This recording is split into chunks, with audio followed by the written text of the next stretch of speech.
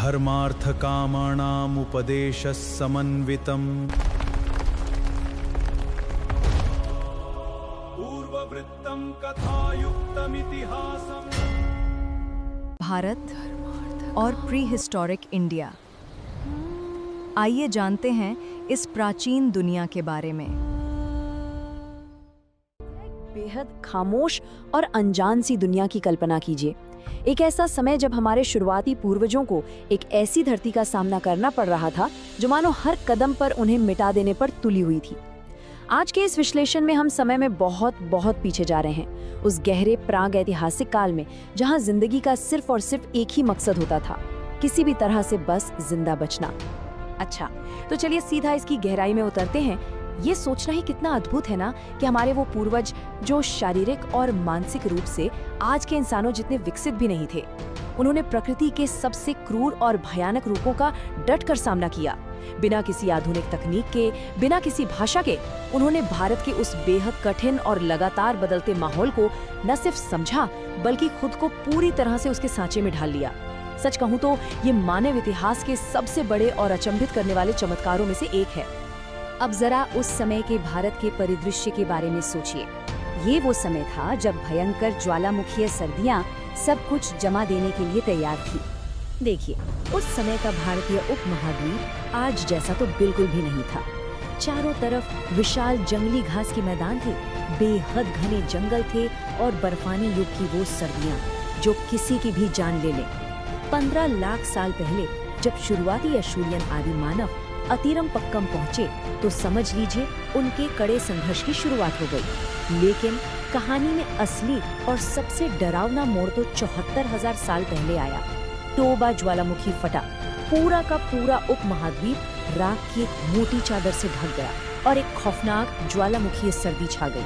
फिर भी सोचिए, वो चमत्कारिक रूप से बच निकले और ये हमें बहुत खूबसूरती से दिखाता है कि कैसे उसके बाद 65,000 साल पहले तटीय रास्तों से होते हुए होमो सेपियंस ने इस भूमि पर अपने कदम रखे। लेकिन जीवित रहना सिर्फ मौसम से लड़ना नहीं था। यह समय शिकार और शिकारी के बीच चूहे बिल्ली के उस खौफनाक खेल का था, जहां इंसान कोई शिकारी नहीं बल्कि खुद एक शिकार था। पाषाण युग की इस क्रूर सच्चाई को समझना बहुत जरूरी है। उस समय हमारे पूर्वज जंगल के कोई राजा नहीं थे, बल्कि झाड़ियों में छुपकर अपनी जान बचाने वाले बेहद कमजोर लक्ष्य थे। जरा इस खौफनाक अंतर को सोचिए। एक तरफ हमारे छोटे दिमाग वाले आदिमानव जो शारीरिक रूप से नाजुक थे और जिनके पास हथियार के नाम पर बस कुछ साधारण से नुकीले पत्थर थे, और दूसरी तरफ विशालकाय दानव रूपी जानवर जिन्हें प्रकृति ने रेजर जैसे तेज पंजों, मोटी चमड़ी और जानलेवा दांतों से लैस किया था।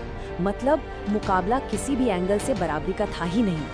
उस परिदृश्य पर राज करने वाले उन खूंखार शिकारियों की जरा कल्पना कीजिए। सुमात्रन 2 सींग वाला गैंडा जो बेहद आक्रामक और मोटी चमड़ी वाला था, या फिर बोस गौर जो बेतहाशा ताकत वाला एक विशालकाय जंगली बाइसन था। हर पल हर कदम पर बस मौत का खतरा था। घने जंगलों के उन आदमखोर बाघों और ऐसे विलुप्त हो चुके दिग्गजों के सामने मानवता की बेबसी के बारे में सोचकर ही सिहरन पैदा हो जाती है। इंसान सचमुच उनके सामने कुछ भी नहीं था। तो सवाल ये उठता है कि इन राक्षसी जानवरों के बीच कोई जिंदा कैसे बचा? इसका सिर्फ एक ही रहस्य था, हमारी प्राचीन तकनीक। हिमालयन ट्रैप रॉक या चाल्सिडनी को एक छोटे पत्थर से तराश कर उसकी पतली परतें निकालकर धारदार हथियार बनाना ही जिंदगी और मौत के बीच का इकलौता फासला था। अशूलियन हैंडैक्स बनाना और फिर लकड़ी के डंडों पर माइक्रोलिथ्स यानी छोटे नुकीले पत्थरों को बांधकर भाले तैयार करना। सच मानिए, यही वो क्रांति थी जिसने इंसान को एक डरे हुए शिकार से एक शिकारी में बदल दिया।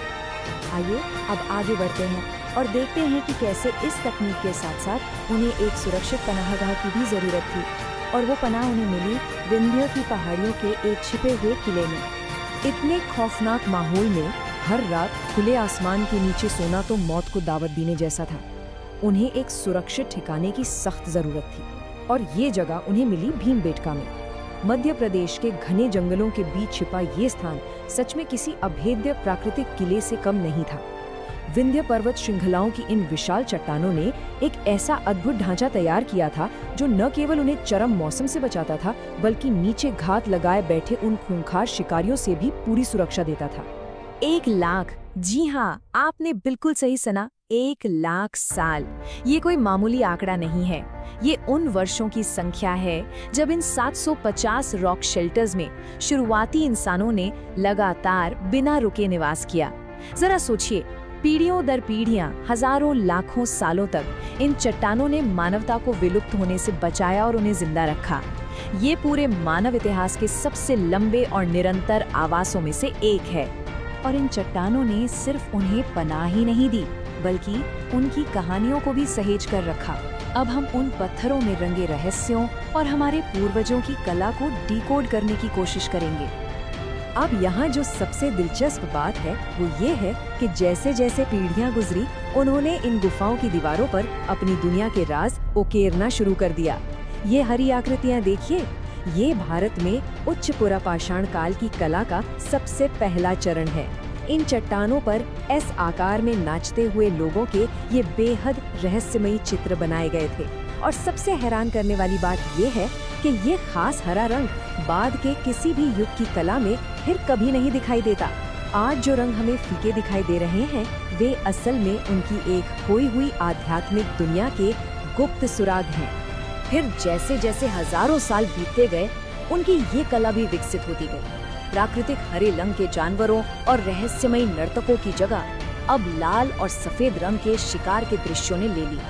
और फिर बहुत बाद के काल में इन्हीं दीवारों पर हथियारों से लैस योद्धाओं और घुड़सवारों को भी उकेरा गया। ये बदलाव सिर्फ कला का नहीं था, बल्कि ये इंसानी समाज के बदलते और ज्यादा आक्रामक होते स्वरूप का एक बहुत ही स्पष्ट और सीधा प्रमाण है। और क्या हम जानते हैं, इन चित्रकारियों में एक और बहुत ही गहरा और चौंका देने वाला रहस्य छिपा है। इन गुफाओं में 2 सींग वाले सुमात्रन गेंडे के चित्र मिले हैं। अब ये कोई साधारण सी बात नहीं है। ये साबित करता है कि लगभग 10,000 साल पहले ऑस्ट्रो एशियाटिक प्रवासी दक्षिण पूर्व एशिया से चलकर मीलों का सफर तय करके मध्य भारत तक पहुंचे थे। ये चित्र उनके उस महाकाव्य जैसे लंबे और ऐतिहासिक सफर की यादों का एक जीता जागता दस्तावेज है। बिल्कुल कमाल की बात है, यह सफर सिर्फ भौगोलिक नहीं था, बल्कि जीवन जीने के तरीके का भी था। ये जंगलों में भटकने से लेकर जमीन पर बीज बोने तक का सफर था, सभ्यता की ओर बढ़ने का सफर। हिमयुग के अंत के साथ ही एक बहुत बड़ा बदलाव आया। जलवायु धीरे धीरे गर्म और नम होने लगी, जिसने अंततः मानवता को उन सुरक्षित गुफाओं से बाहर निकलने पर मजबूर कर दिया।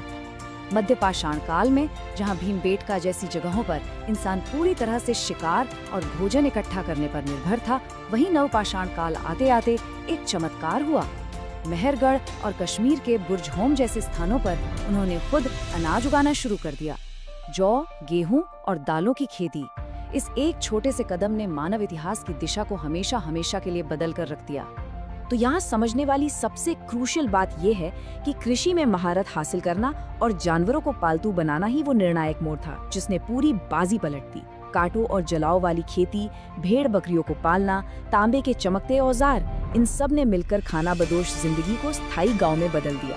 और इन्हीं गांवों से शुरू हुआ व्यापार अंततः एक इतनी बड़ी और मजबूत नींव बना जिस पर आगे चलकर दुनिया की सबसे महान सभ्यताओं में से एक, यानी हमारी महान सिंधु घाटी सभ्यता का निर्माण हुआ। सब कुछ आपस में कैसे जुड़ा हुआ है ना? आज के इस विश्लेषण में हमने जो भी जाना वो उस अनंत लंबी कहानी का बस एक बहुत ही छोटा सा हिस्सा है।